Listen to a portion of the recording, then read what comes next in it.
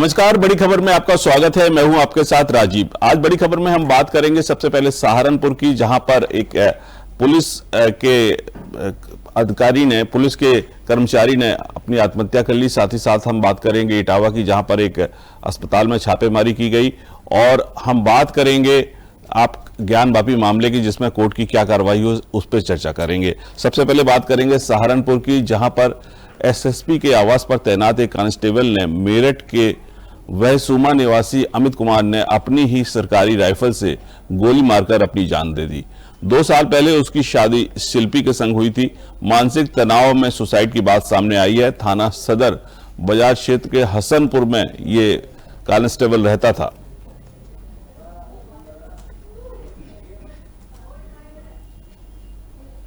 जी sir, सिवाय ने आत्महत्या। थाना जनकपुरी के अंतर्गत एसएसपी आवास पे रात्रि को एक जो ड्यूटी पुलिस लाइन से रात्रि को आती है, उसमें एक जो हेड कांस्टेबल जो पिछले 2 दिनों से ड्यूटी में आ रहा था, उसका नाम सिपाही हेड कांस्टेबल अमित कुमार है, जो जनपद मेरठ के रहने वाले हैं, और इनके द्वारा सरकारी असले से स्वयं को गोली मारकर आत्महत्या कर ली गई है। और इनकी पत्नी और घर वालों को तत्कालीन सूचना दे दी गई थी, और इसके बाद शव का पंचायतनामा भरकर पोस्टमार्टम की कार्रवाई की जा रही है। और उनके साथ के जो अन्य साथ के लोग हैं, और घर वालों से बात करने में पता चला है ये किसी मानसिक समस्या से जूझ रहे थे, और इसके कारण इनके द्वारा ये ऐसा किया गया है। और रिटर्न में इनके मोबाइल फोन आदि को भी पुलिस के द्वारा सीज किया गया है, और इसके आधार पे जो भी कारण है वो घर वालों से बात करके उसके बारे में फिर छानबीन की जाएगी।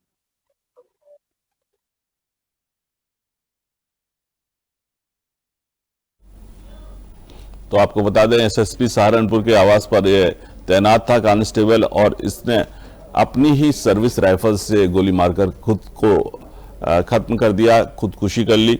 और सबसे खास बात यह है कि इसका परिवार जो है वहीं पर रहता था, और उसके बाद जो बताया जा रहा है कि ये मानसिक तनाव में चल रहा था। लेकिन कहीं ना कहीं अभी क्या स्थिति है, इस पर ज्यादा जानकारी के लिए हम अपने संवाददाता सुनील जायसवाल से बात करेंगे। सुनील, इस पूरे आत्महत्या के मामले में क्या कुछ सामने आया है? आखिर क्यों आत्महत्या की?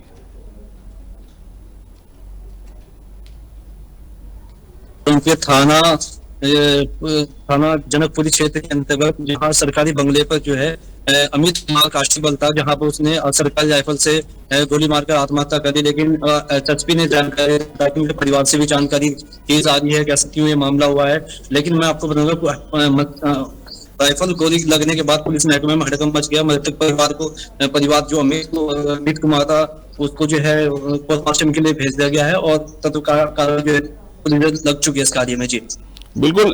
सुनील, एक बात समझ में नहीं आती कि राइफल से आदमी कैसे गोली मारता है? किस जगह पे गोली लगी है इसको, आपको जानकारी है? देखिए, मैं आपको जो जमीन है वो बताना चाहूंगा। एसएसपी बंगले पर ये तैनात था अमित कुमार कांस्टेबल, जहाँ पर उसने गोली मारी है, और गोली लगने के बाद जो पुलिस महकमे में हड़कंप मचा हुआ है, जहाँ उसको मृतक परिवार के जो है उनको जो सूचना दी गई है, सूचना के बाद उनके परिवार का भी रो रो कर बुरा हाल है। लेकिन मैं आपको बताना चाहूंगा कि पुलिस इसमें जानकारी में लगी हुई है। जैसे भी जानकारी वहां से मिलती है, उसके बाद हम आपको जानकारी देंगे कि ऐसा मामला हुआ है।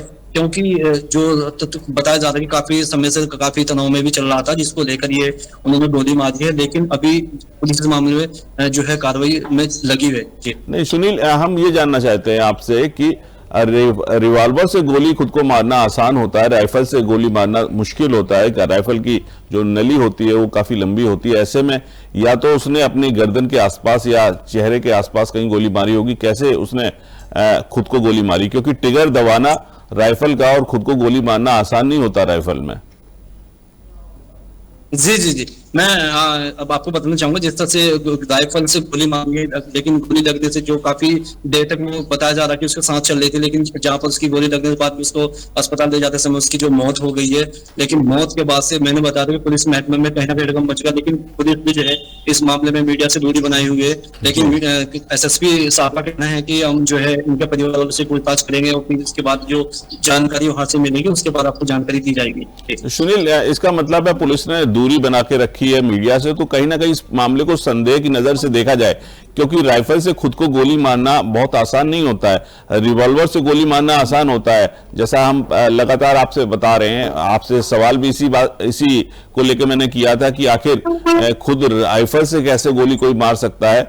पुलिस ने अब तक ये नहीं बताया होगा मीडिया के सामने आके कि गोली आखिर कहां लगी है, तो निश्चित तौर पर ये पूरे मामला अभी संदिग्ध लग रहा है। देखिए, मैं आपको जो बता रहा हूँ मामला कहीं ना कहीं संदिग्ध हमें लग रहा है, क्योंकि जिस तरह से वो सरकारी बंगले पे, जहाँ पर जो एक सरकारी बंगला है, कप्तान साहब वहां पे उस बंगले में रहते हैं, और इसके बावजूद भी ये गोली लग गई, कहीं ना कहीं मामला काफी गंभीर भी लग रहा है। लेकिन अभी तक जो है मीडिया से जो दूरी बनाई, मैंने आपको बताया कि पोस्टमार्टम के बाद जो है जो रिपोर्ट होगी, और उनके जैसे उनके परिवारों से जो काफी हमने बात करने का प्रयास किया, लेकिन परिवारों से बात नहीं हो पाई। लेकिन बताया जा रहा है कि अमित कुमार जो है पहले मेरठ का निवासी है और वहीं पे वो रहता था पहले, उसके बाद पोस्टिंग यहाँ पर जनकपुरी थाना क्षेत्र में थी, और उसके बावजूद बीती रात की घटना है, घटना के बाद उसने जो राइफल से गोली मारी है। लेकिन कहीं ना कहीं अगर बात की जाए, कहीं ना कहीं संदिग्ध मामला लगता हुआ भी नजर आ रहा है। आखिर जैसे उनका परिवार वालों का जो का कहना है कि अचानक गोली लगना एक बड़ी ये बात हो सकती है, लेकिन कहीं ना कहीं जो गोली लगने के बाद भी मामला जो मीडिया से भी जो मैंने बता के दूरी बनाई जा रही है, कहीं ना कहीं मामला जो है अधिकारी भी कहीं ना कहीं। लेकिन सुनील, परिवार वालों से या उनके साथ काम करने वाले किसी कांस्टेबल से या सिपाही से आपकी बात हो पाई है क्या? क्या किसी तनाव में चल रहे थे या कोई मुश्किल थी उनके सामने? कैसा उनका बिहेवियर था सबके साथ? देखिए, कप्तान साहब ने वो जानकारी दी है, बताया कि काफी समय से वो तनाव में था, उनके परिवार वालों से बात की जाएगी कि किस कारण उसने तनाव में आकर गोली मारी है। तो कप्तान साहब का तो ये कहना है कि जो है उनके परिवारों से पूछताछ की जाएगी, जब कोई मामला सामने हमारे निकल कर हम आपको देंगे। जी सुनील, परिवार वालों से किसी से बात हो पाई क्या आपकी? परिवार वालों से देखिए अभी तक बात हमारी नहीं हो पाई, किसी मीडिया से जो है अभी तक किसी की बात नहीं हो पाई है, लेकिन कोशिश की जाएगी परिवार वालों से बात की जाए, उनसे बात करने के बाद मामला कि मामला क्या, आखिर इतना बड़ा कदम क्यों उठाया, क्यों समय से तनाव में था कि जिसके कदम उसने गोली मारी है और ये आपने आत्महत्या की है। जी चलिए सुनील, आप नजर बनाए रखिए खबर पर, आगे की जानकारी भी हम आपसे लेते रहेंगे। फिलहाल आपका बहुत बहुत शुक्रिया तमाम जानकारी देने के लिए। तो आपको बता दें कि सहारनपुर में एक कांस्टेबल ने जो एसएसपी के आवास पर तैनात था, उसने अपनी सर्विस राइफल से सुसाइड कर लिया है, खुद को गोली मारकर। लेकिन सवाल यही उठता है कि आखिर एक व्यक्ति जो ट्रिगर दबाता है राइफल के, वो कैसे राइफल से अपने आप को गोली मार सकता है। हालांकि मामले की जांच चल रही है और अब तक ये पूरा मामला पुलिस के मुताबिक आत्महत्या का बताया जा रहा है। बढ़ते हैं अगली खबर की ओर, जो इटावा के विकासखंड महिवा इलाके से है, जहां पर बकेवर इलाके में स्वास्थ्य विभाग की टीम ने एक हॉस्पिटल में छापेमारी की कार्रवाई की है। यहां पर भारी संख्या में एक्सपायरी दवाइयों को बरामद किया गया है। तो वहीं अस्पताल में किसी भी तरीके का कोई स्टाफ भी नहीं पाया गया। अस्पताल में एक महिला की डिलीवरी हुई, लेकिन उसको हैंडल करने के लिए स्टाफ का कोई व्यक्ति वहां पर मौजूद नहीं था। वहीं स्वास्थ्य विभाग के द्वारा अस्पताल को सीज कर दिया गया है। लगातार बिना डिग्री और लाइसेंस के जगह जगह पर आपको अस्पताल और क्लिनिक चलते हुए नजर आएंगे। स्वास्थ्य विभाग के द्वारा मां हॉस्पिटल पर कार्रवाई की गई है। छापेमारी को लेकर deputy CMO doctor Yatendra Rajput ने जानकारी देते हुए बताया कि महिवा इलाके में एक अस्पताल में छापेमारी की गई थी। यहां अस्पताल में कोई भी डॉक्टर उपलब्ध नहीं था, ना ही नर्सिंग स्टाफ और ओटी स्टाफ भी मौके पर मौजूद मिला। अस्पताल के रजिस्ट्रेशन को लेकर बताया गया कि रजिस्ट्रेशन आयुर्वेदिक का था और अस्पताल में इलाज एलोपैथिक दवाओं द्वारा किया जा रहा था। फिलहाल पूरे मामले की गंभीरता से जांच पड़ताल की जा रही है। अस्पताल को पूरी तरीके से सीज कर दिया गया है। और इस खबर पर ज्यादा जानकारी देने के लिए हमारे संवाददाता इटावा से अरविंद हमारे साथ जुड़ गए हैं। अरविंद, क्या कुछ मामला है, ये कार्रवाई हुई है, किस इलाके में हुई है इटावा के? जी, आपको बता दें बकेवर थाना क्षेत्र के महबा में इलाके में एक ताबड़तोड़ कार्रवाई की है स्वास्थ्य विभाग ने, जहां पर एक मां हॉस्पिटल था, जिसके चलते वहां पर जब सूचना मिलती है स्वास्थ्य विभाग के अधिकारियों को, तो वहां पर छापा मारा जाता है। छापे के दौरान वहां तमाम प्रकार की एक्सपायरियां दवा मिलती हैं और वहां पर दवा ओटी में जब चेकिंग की गई तो तमाम प्रकार की दवाएं जो एक्सपायरी थी वो बरामद की गई है। जी अच्छा, इस मामले में कोई गिरफ्तारी भी हुई? अब तक किसी को गिरफ्तार भी किया गया है? चूंकि आपको बताते चले कि जब इस हॉस्पिटल में छापा मारा गया था और उस दौरान वहां पर कोई स्टाफ मौजूद नहीं था, ना कोई, उसके बाद एक लोग जो कर्मचारी थे उनसे जो पूछताछ की, उसके बाद भी वो रफू चक्कर हो गए। जी ये लेकिन सबसे बड़ी बात ये है अरविंद की, कहीं ना कहीं हमने देखा है कि इटावा में जगह जगह अस्पताल खुले हुए हैं जिनकी मान्यता नहीं है और कोई पूछने वाला नहीं है। अक्सर ये देखा गया है कि जो स्वास्थ्य विभाग की टीम है या सीएमओ स्तर के जो अधिकारी हैं वो भी सोए रहते हैं, उनको भनक भी नहीं लगती और अस्पताल चलते रहते हैं। चूंकि आपको बताते चले इटावा जनपद का स्वास्थ्य विभाग तो लापरवाहियों से त्रुटियों में हमेशा रहा है। यहाँ के सीएमओ है और ये स्वास्थ्य विभाग के जो आला अधिकारी हैं वो एसीओ कमरों में बने रहते हैं, उन्हें जनता की कोई फिक्र नहीं है। 16 स्टाफ डॉक्टर जो पूछो है दुकान बैठे हैं, का लाइसेंस लेके बैठे हैं, तमाम प्रकार की ऐसी दवा देते हैं जिनके बाद ट्रीटमेंट के बाद जो मरीज होते हैं वो रेफर कर देते हैं, पैसा पूरा खा जाते हैं। जब देखते हैं पैसा उनके खत्म हो गया तो उन्हें रेफर कर देते हैं और उसके बाद उनकी मौत हो जाती है। ऐसे आप देखने वाली बात यह है कि ऐसे भ्रष्ट और अधिकारी जो स्वास्थ्य विभाग के हैं इन पर ना तो कोई लगाम कसी जाती है ना कोई कार्रवाई होती है। जी तो इस अस्पताल में जिसमें छापेमारी की गई है, यहाँ के बारे में बताया जा रहा है कि वहाँ आयुर्वेदिक का लाइसेंस था लेकिन एलोपैथिक इलाज किया जा रहा था, तो कागजात भी पूरे नहीं थे। चूंकि आपको बताते चले तो किस वही हाल इटावा जनपद के स्वास्थ्य विभाग का है। यहाँ पर कमीशन खोरी का धंधा चरम सीमा पर है। यहाँ पर जो छुटभैया डॉक्टर हैं, नर्सिंग होम है जो अवैध रूप से चल रहे हैं, क्लिनिक है जो झोला छाप डॉक्टर है, तो पूरी तरीके से स्वास्थ्य विभाग का पूरी तरीके से उन्हें आशीर्वाद प्राप्त है, इसीलिए वो फल फूल रहे हैं। जी लेकिन अभी एक सबसे बड़ा सवाल ये उठता है कि कार्रवाई आप की गई है इस हॉस्पिटल पर, लेकिन लगातार हॉस्पिटल चल रहे हैं और स्वास्थ्य विभाग ध्यान नहीं देता। एक नहीं, अगर स्वास्थ्य विभाग थोड़ा सजग हो जाए तो हर पग पग पर वहां पर हॉस्पिटल खुले हुए हैं जो मानक भी पूरे नहीं कर रहे हैं और जहां पर कह सकते हैं कि नियमों की धज्जियां उड़ाई जा रही हैं। क्योंकि आपको बताते चले यहाँ मानक के आधार पर न तो कोई हॉस्पिटल है ना कि यहाँ पर कोई डॉक्टर है। यहाँ पर जो आप देखेंगे वगैरह खुले हैं वो अवैध रूप से है। जब इनसे पूछा जाता है अधिकारियों से, स्वास्थ्य विभाग के आला अधिकारियों से कितने रजिस्ट्रेशन है, कितने सही है, जवाब देने में कतराते हैं और गोल मोल जवाब देते हैं। जी तो अभी क्या अनुमान है कि कितने इटावा जिला में अगर एक अनुमान लगाया जाए तो कितने ऐसे हॉस्पिटल होंगे जो अवैध रूप से चलाए जा रहे होंगे? क्योंकि आपको बताते चले अगर पूरी तरीके से कार्रवाई सख्त हो और नियम कानून से हो और सही ढंग से हो तो कम से कम सैकड़ों ऐसे अस्पताल और हॉस्पिटल हैं जो बिना लाइसेंस और बिना मानक के आधार पर डटे हुए हैं। बिल्कुल, देखिए इटावा से करीब मुझे लगता है कि 20 या 22 किलोमीटर दूर होगा जिस इलाके में ये छापा पड़ा है, लेकिन इटावा जनपद के अंदर भी बहुत सारे हॉस्पिटल होंगे। उसके अलावा इटावा जनपद से जुड़े हुए और अन्य कस्बे हैं, वहां पर भी इस तरह के हॉस्पिटल जरूर चल रहे होंगे जहां पर लाइसेंस नहीं होगा या उनके मानक पूरे नहीं हो रहे होंगे।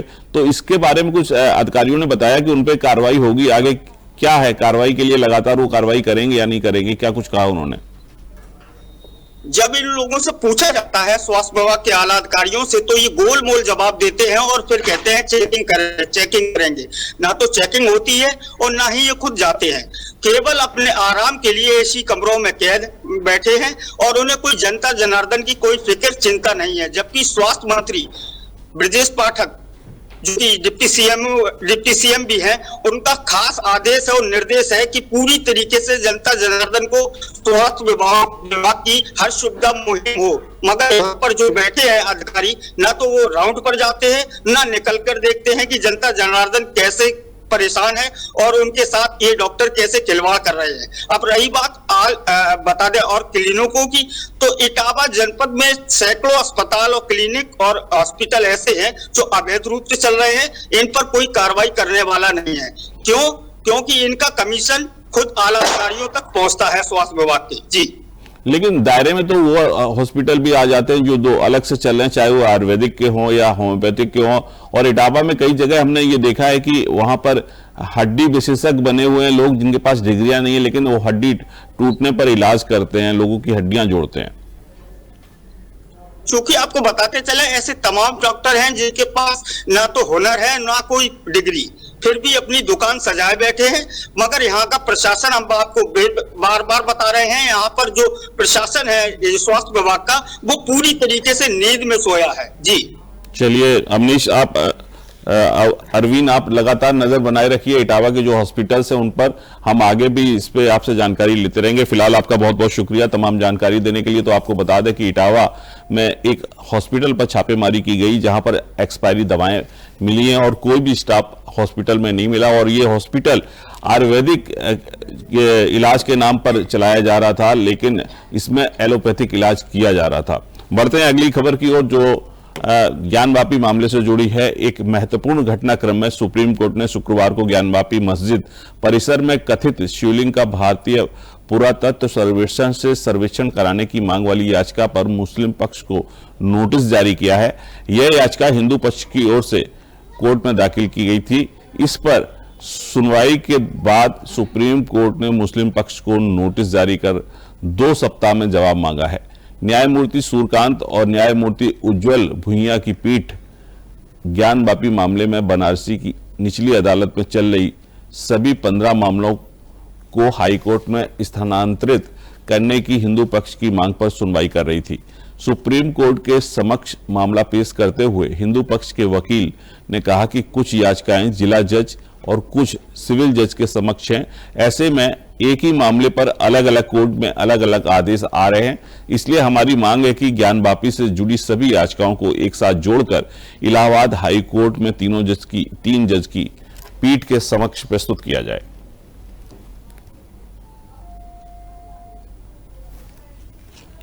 और इस खबर पर ज्यादा जानकारी देने के लिए हमारे साथ प्रमोद कुमार जो सुप्रीम कोर्ट के एडवोकेट हैं वो हमारे साथ जुड़ गए हैं। प्रमोद जी, इस मामले में अब क्या होना चाहिए, क्योंकि लगातार आप देख रहे हैं कि ज्ञानवापी मामले से जुड़ी जो याचिकाएं हैं वो अलग अलग कोर्टों में चल रही हैं। ऐसे में अलग अलग जगह से अलग अलग इस पे जो आदेश आते रहते हैं बीच बीच में, लेकिन अगर यही सारी याचिकाएं एक जगह लग जाएं, एक ही बेंच के सामने पहुंच जाएं तो ज्यादा आसान हो जाएगा। जी बिल्कुल, देखिए ये निश्चित रूप से है कि जिस तरह से लटकाया भटकाया जाता है और ये किया जाता है, कभी सिविल कोर्ट में लगता है, कभी डिस्ट्रिक्ट कोर्ट में लगता है और कभी हाई कोर्ट में लगता है। तो इस तरह से जो है इस मैटर में एक संशय की स्थिति बनी हुई।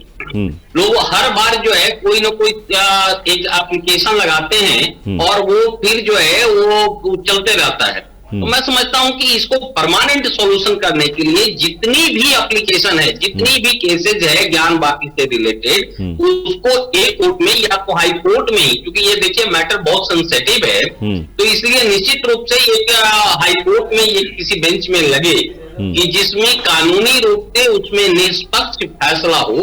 और मैं समझता हूं कि इसमें दोनों पार्टियों को भी, न तो हिंदू पक्ष को और न ही मुस्लिम पक्ष को, इसमें किसी तरह का कोई जो है आपत्ति नहीं होगा, क्योंकि दोनों न्याय के लिए गए हैं और दोनों को न्याय मिलेगा। और मैं समझता हूं कि कहीं पर भी यदि डिस्ट्रिक्ट कोर्ट में आता है फैसला तो निश्चित रूप से उसका एक अपील बनता है जो हाई कोर्ट में आता है, तो बजाय कि नीचे में लटकता रहे, डिले होते रहे, तो इसका कंक्रीट फैसला यथी शीघ्र हाई कोर्ट से जो है हो जाए। और इसमें कोई दुविधा, देखिए ट्रायल कोर्ट का समय भी बचेगा इसमें। जी। जो ट्रायल कोर्ट में लगता है वहां पर क्या होता है, काफी भीड़ भाड़ हो जाता है, काफी वहां पुलिस को बंदोबस्त करना पड़ता है और इस तरह से है। तो ये सारी की सारी जो असुविधाएं हैं, मैं समझता हूं कि केवल हाई कोर्ट में आने मात्र से ही वो सॉल्व हो सकता है। और सबसे बड़ी चीज है कि ये काफी पुरानी लंबित मसला है।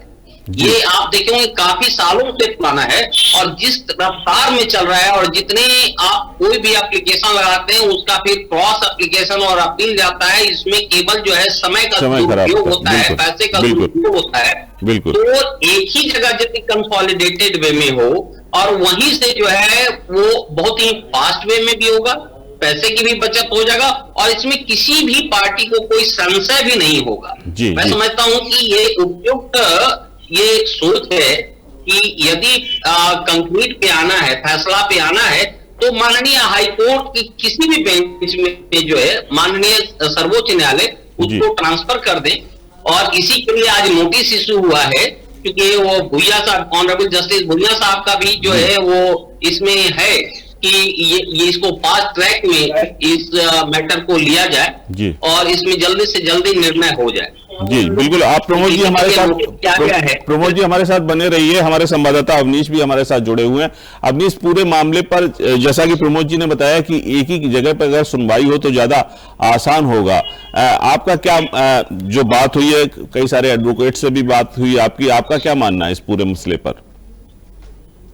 बिल्कुल, अगर बात कर लिया जाए तो ज्ञानवापी मस्जिद को लेकर जिस तरीके से पहले भी देखा गया था कि बनारस के हाईकोर्ट बनारस कोर्ट में जो है इसकी पूरी तरीके से सुनवाई हो रही थी, उसके बाद इलाहाबाद जो है हाईकोर्ट ये मामला पहुंचा, लेकिन उसके बाद फिर अब जो है सुप्रीम कोर्ट में मामला है, तो जाहिर सी बात है इस पूरे मामले में जो ज्ञानवापी की जो मामला है इसमें साफ तौर पर अगर एक ही कोर्ट में अगर इसको लेकर बहस किया जाए, इस पर पूरी तरीके से जांच किया जाए, क्योंकि वीडियोग्राफी के जरिए जिस तरीके से पहले जांच किया गया था तो साफ तौर पर इसमें सिवली का जो है प्रमाण मिला, तो जाहिर सी बात है अगर इस पूरे मामले पे अगर एक ही कोर्ट में अगर ये मामला चलता तो अब तक जो है इसका फैसला सामने आ चुका रहता, लेकिन अब भी जो है 2 हफ्ता का समय भी सुप्रीम कोर्ट द्वारा दिया गया है उन लोगों को कि फिर से इसमें एसआई की जो है जांच किया जाए और जो है नोटिस जारी करते हुए 2 हफ्ते के अंदर जो है पूरी जो है डाटा उनसे मांगा गया। देखने वाली बात ये होगी कि आखिरकार अब सुप्रीम कोर्ट का भी इसमें हस्ताक्षर है और साफ तौर पर अगर इलाहाबाद हाईकोर्ट अगर सही समय पर इस पूरे कार्य को सही समय पे अगर निर्णय दे दिया जाता वहीं पे, तो कहीं ना कहीं ये सुप्रीम कोर्ट में पूरा मामला नहीं पहुंचता, लेकिन अब देखने वाली बात होगी 2 सप्ताह बाद फिर से सुप्रीम कोर्ट में जो है इस पे कार्रवाई की जाएगी और साफ तौर पे मुस्लिम पक्ष से जो लोग हैं उनको एसआई की जो है जारी नोटिस भी किया गया है कि 2 हफ्ते के अंदर उनको रिपोर्ट पेश करना होगा। अब देखने वाली बात होगी कि आखिरकार तमाम पक्ष, हिंदू पक्ष की बात कर लिया जाए, मुस्लिम पक्ष की बात कर लिया जाए, लगातार ज्ञानवापी पे अपना दावा जो है ठोकते दिखाई दे रहे, क्योंकि हिंदू पक्ष की बात लिया जाए तो साफ तौर पर उनका यही कहना है कि पहले ये ज्ञानवापी मंदिर था, लेकिन दूसरी तरफ जो है मुस्लिम पक्ष के लोग जो है उनका साफ तौर पर कहना है कि ज्ञानवापी जो है मस्जिद है। तो कहीं ना कहीं पूरे मामले पे अब सुप्रीम कोर्ट में भी सुनवाई होने वाली है। अब 2 हफ्ते का इंतजार रहेगा कि आखिरकार 2 हफ्ते बाद एसआई की क्या जो है नोटिस जो है उनको दिया गया है, क्या वो आगे का परिणाम जो है वहां से लेके आते हैं, क्योंकि इसके पहले भी देखा गया था वीडियोग्राफी के माध्यम से कि वहां शिवली जो है दिखाई दिया था, जिस तरीके का दावा किया गया था हिंदू पक्ष द्वारा कि वहां पे शिवलिंग है। तो कहीं ना कहीं अब देखने वाली बात हुई कि आने वाले वक्त में सुप्रीम कोर्ट इस पे क्या निर्णय लेता है। बिल्कुल, आप बने रहिए अवनीश हमारे साथ। प्रमोद जी, सबसे बड़ा सवाल यही है कि मुस्लिम पक्ष को नोटिस दे दिया गया, लेकिन अब क्या रुख रहता है मुस्लिम पक्ष का, ये देखना होगा। हालांकि कोर्ट आदेश देगा कि इसका सर्वे होना चाहिए, नहीं होना चाहिए, कोर्ट टीम अपनी भेजेगा, तो आगे की क्या आप देख रहे हैं कि क्या होना है भविष्य इसका? देखिए, ये माननीय सर्वोच्च न्यायालय को देखना है और माननीय सर्वोच्च न्यायालय ने कहीं न कहीं इस चीज को उचित समझे। यही वजह है कि यहाँ से नोटिस इशू हुआ है। अदरवाइज यदि इस तरह का कोई मसला नहीं होता है तो सुप्रीम कोर्ट अपने आप में उस इशू को संज्ञान में नहीं लेती है। तो ये जो एप्लीकेशन जो दिया गया था, ये इसको देखते हुए कि नहीं ये जरूरी है और इस निष्पक्ष न्याय के लिए, क्योंकि देखिए न्याय का पर्पस हो जाता है कि दूध का दूध और पानी का पानी हो, जिसमें किसी भी पक्ष को कोई डाउट नहीं हो, वहां पे आने के बाद क्रिस्टल क्लियर होता है। तो ये मेन पर्पस यहाँ पे है कि चूंकि काफी कोर्टों में लटक भटक रहा है ये मैटर को, कि एक जगह कंसंट्रेट होकर के हो, वो जज जो है अपना जुडिशियल माइंड को एक्सरसाइज करें और इसको कहीं न कहीं एक नतीजे पर पहुंचा जाए कि क्या सही है, क्या वास्तविकता है और क्या जो है उसमें गलतफहमियां हैं। तो मैं समझता हूं कि दोनों पक्ष को न्याय की जरूरत है।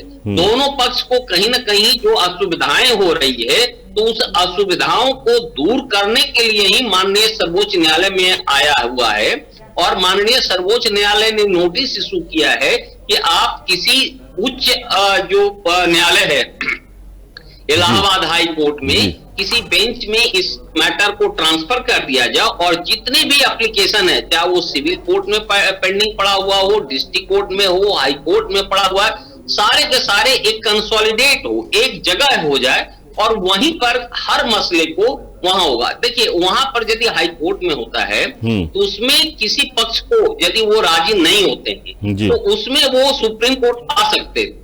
अदरवाइज होता क्या है कि जैसे डिस्ट्रिक्ट कोर्ट से आपने कोई एप्लीकेशन में फैसला दिया, आप उससे संतुष्ट नहीं है, तो आप आते हैं हाई कोर्ट के बाद सुप्रीम कोर्ट आते हैं। क्योंकि ये मसला बहुत बड़ा है, ये सेंसिटिव मैटर है और ये पूरे हिंदुस्तान इससे प्रभावित है। तो ये नहीं समझिए कि ये एक ही न्यायालय के फैसले से जो है वो प्रभावित हो जाएगा या वो फाइनल होता है। निश्चित रूप से है कि इसमें हर इशू के लिए दोनों पार्टी एपेक्स कोर्ट तक के माननीय सर्वोच्च न्यायालय तक आएंगी। तो नहीं, यदि मैं तो ये कहता हूं कि जो उच्च न्यायालय में भी ये मैटर हो, उसको विशेष इस मैटर को देखा जाए। नहीं, ये बात और बहुत ही फास्ट ट्रैक में देखा जाए। ये बात तो प्रमोद जी समझ में आ गई। पिछला भी जो फैसला आया था वो उसमें एक खास स्थान की एक सर्वे की मांग की गई थी हिंदू पक्ष से, जिसको नकार दिया था कोर्ट ने। लेकिन कोर्ट तो अपने विवेक से लेता है कि क्या करना चाहिए। लेकिन अगर जो नोटिस मुस्लिम पक्ष को जारी किया गया अब, तो वो अगर सहमत नहीं जताते हैं तो फिर क्या स्थिति बनेगी? ये देखिए, ये माननीय सर्वोच्च न्यायालय का विशेषाधिकार का है जी।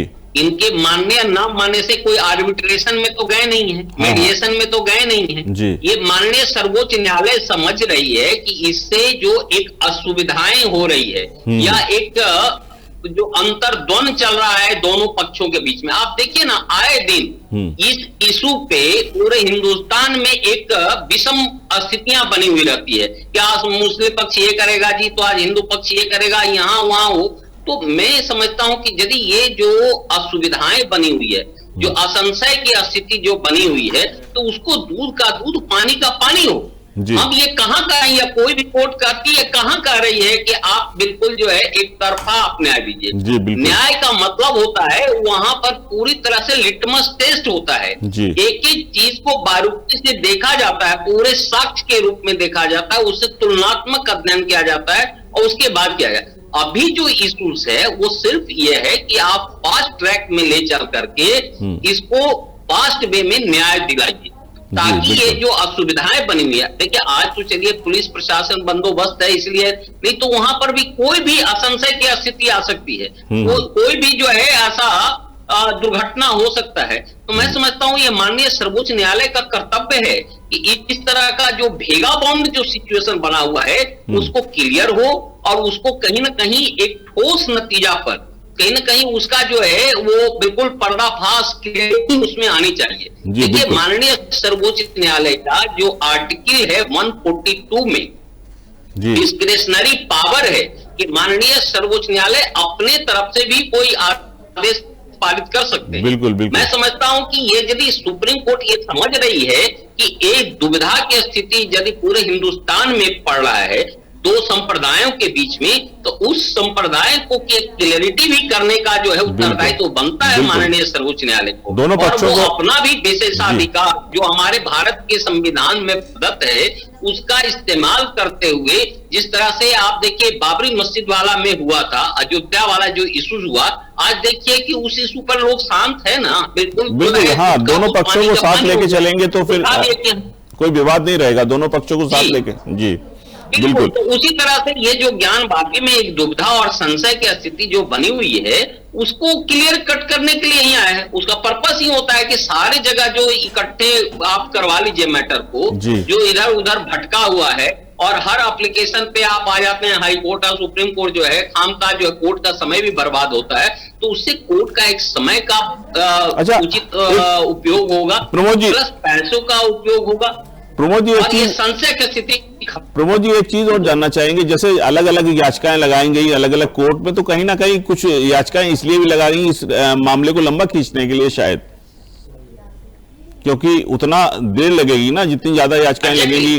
बिल्कुल, आपने सही कहा जी, बिल्कुल इंटेंशनली लगाई गई है जी। जब वो पक्ष देखता है, जहां पर देखता है कि हम कमजोर हैं, मेरिट में हम नहीं हैं, तो वो पक्ष कोशिश करता है कि हम उस मुद्दे को लटकाएं भटकाएं, कि जितना ज्यादा जो है डिले करें तो हो सकता है मुद्दा जो है किसी दूसरे तरफ आ जाए। लेकिन यदि कोई पक्ष ये देख रहा है कि नहीं, इसमें संशय की स्थिति नहीं है, क्लियरिटी है और बिल्कुल साफ तस्वीर दिख रहा है, तो निश्चित रूप से वो चाहेगा कि ऐसे लटकाने भटकाने से कोई फायदा है नहीं, जितना जल्दी जो है वो न्याय का वो समाधान हो जाए किसी कोर्ट में। और ये तो उच्च न्यायालय है। देखिए, जो ट्रायल कोर्ट वगैरह में मैटर जो जाता है वो ऐसा नहीं है कि वो छोटे लेवल का होता है। ये जो केस है वो बहुत लेवल का ऊपर का है, ये हिंदुस्तान के लेवल का है। तो ऐसे भी जो जुरिडिक्शन है ये माननीय उच्च न्यायालय में होना चाहिए या सर्वोच्च न्यायालय भी वो अपने विशेषाधिकार का उपयोग करके ले सकती है, जिससे कि ये फास्ट ट्रैक में ये फैसला हो सके। अदरवाइज ट्रायल कोर्ट में क्या होगा, आप मान लेते हैं आप चलाते हैं उसको सिविल कोर्ट में, सिविल कोर्ट में करने के बाद आ जाता है डिस्ट्रिक्ट कोर्ट में, एडीजे के कोर्ट में आता है, उसके बाद आता है हाई कोर्ट। तो ये तो केवल जो है समय का दुरुपयोग होता रहेगा। जैसे आप देखे होंगे कि 500 साल लग गया अयोध्या वाले मसले में, या उसमें जो है सालों साल होते रहा। तो ऑनरेबल सुप्रीम कोर्ट का ही एक ओपिनियन है कि justice delay is justice denied. यदि आप डिले किसी भी इशू में कर रहे हैं तो उसको न्याय को मना करने ही के बराबर माना जाता है। तो उसी तरह से मान लेते हैं ये पिछले 50 साल से ये मसला पड़ा हुआ है, इसके बाद भी माननीय कोर्ट के संज्ञान में आया हुआ है, उसके बाद भी आप किसी नतीजे पर नहीं आते हैं, तो कभी भी ये भयावह रूप ले सकता है। लोगों में असंतोष की भावना आती है, उसमें जो है लोगों में ये होता है कि भाई न्याय वगैरह है नहीं। देखिए कई एक ऐसे केसेस हुआ है जिसमें माननीय सर्वोच्च न्यायालय ने अपना विशेषाधिकार का उपयोग किया हुआ है। 141 एंड 142 जो भारत का संविधान द्वारा प्रदत्त अनुच्छेद है, उसका इस्तेमाल आए दिन माननीय सर्वोच्च न्यायालय करती है। लेकिन वो जो आर्टिकल में जो प्रोवाइज है, जो प्रोविजन दिया हुआ है, उसका मेन पर्पस है कि यदि आप देखें कि पूरे हिंदुस्तान में असंशय की स्थिति हो रही है, असुविधा की हो रही है, या दुविधा की स्थिति बनी हुई है, तो ऐसे में माननीय सर्वोच्च न्यायालय अपना विशेषाधिकार का उपयोग करते हुए लोगों में एक शांति कायम, जो असुविधा है उसमें एक शांति का कायम करने का जो है एक बहुत बड़ा उदाहरण दे सकती है। और ये समझता हूँ कि ये विशेष रूप से क्लैरिटी होनी चाहिए। देखिए दोनों पक्षों को न्याय पर भरोसा है, और इसलिए भरोसा है कि न्याय बहुत ही मैथमेटिकल टाइप का चलता है। यहाँ जैसे चाहे वो हिंदुस्तान में 2+2 4 है, उसी तरह से अमेरिका में भी जाइएगा तो 2+2 ही होगा। बिल्कुल। इसलिए किसी भी संप्रदाय का या कोई भी विश्व का कोई भी एक आदमी एक उंगल नहीं उठा सकता है कि ये जो शख्स का आधार आया हुआ है, तो इस आधार को आप जो है नकार सकते हैं, या आप कह सकते हैं कि मना कर सकते हैं, या फिर आप ये कह सकते हैं कि नहीं कोर्ट बायस होकर कर सकता है, क्योंकि वहां पर बहुत मैक्सिमम ट्रांसपेरेंसी होता है। जी प्रमोद जी। अवनीश, आपकी दोनों पक्षों से बात हुई है, फास्ट ट्रैक की बात चल रही है, क्या किसी पक्ष ने ये आपसे कहा है कि फास्ट ट्रैक होना चाहिए, इसमें फास्ट ट्रैक सुनवाई हो तो ज्यादा बेहतर है? अभी 2 सप्ताह बाद सुनवाई होनी है, तो दोनों पक्षों से आपकी क्या बात हुई है, क्या कहना है दोनों पक्षों का? देखिए अगर बात कर लिया जाए तो ज्ञानवापी मामले को लेकर वकीलों की अगर मैं बात करूं तो इसके पहले जो है वकील जो है वरुण सिंह ने साफ तौर पर ये कहा है कि बनारसी जिला न्यायालय के सभी मुकदमों को जो है हाईकोर्ट में स्थानांतरित कर दिया जाएगा और उन्हें जो है समेकित कर दिया जाएगा। इससे जो मामले हैं सुनवाई जो है एक साथ हो सकेगी। वही बात कर लिया जाए तो उन्होंने आगे कहा कि सुप्रीम कोर्ट 19 दिसंबर तक और इन मामलों पर जल्द ही जो है वही दूसरी तरफ अगर बात किया जाए तो जो हिंदू पक्ष है शिमला ने साफ तौर पर यह भी कहा है कि खाना का सर्वे जो है कराने की मांग जो है की गई है, और साथ ही 16 मई को भी इस पूरे मामले की एक बार जो है जांच हुई थी, और कहीं ना कहीं वजू खाना के क्षेत्र में एक शिवलिंग जो है पाया गया था। इस तरीके का उन्होंने हिंदू पक्ष के वकील साफ तौर पर ये जो है दावा किया गया था। तो कहीं ना कहीं दोनों पक्षों की अगर बात कर लिया जाए, चाहे हिंदू पक्ष की बात कर लिया जाए या मुस्लिम पक्ष की बात कर लिया जाए, दोनों लोग जो है उससे ज्ञानवापी पे अपना दावा ठोकते हुए दिखाई दे रहे हैं। चाहे हिंदू पक्ष की बात कर लिया जाए तो उनका साफ तौर पर ये कहना है कि जो ज्ञानवापी है वो पूरी तरीके से अच्छी है, लेकिन वही दूसरी तरफ अगर मुस्लिम पक्ष की अगर बात सुना जाए तो उनका साफ तौर पर ये कहना है कि ये ज्ञानवापी जो है मजीद है। तो कहीं ना कहीं इस पूरे मामले पे जो है पहले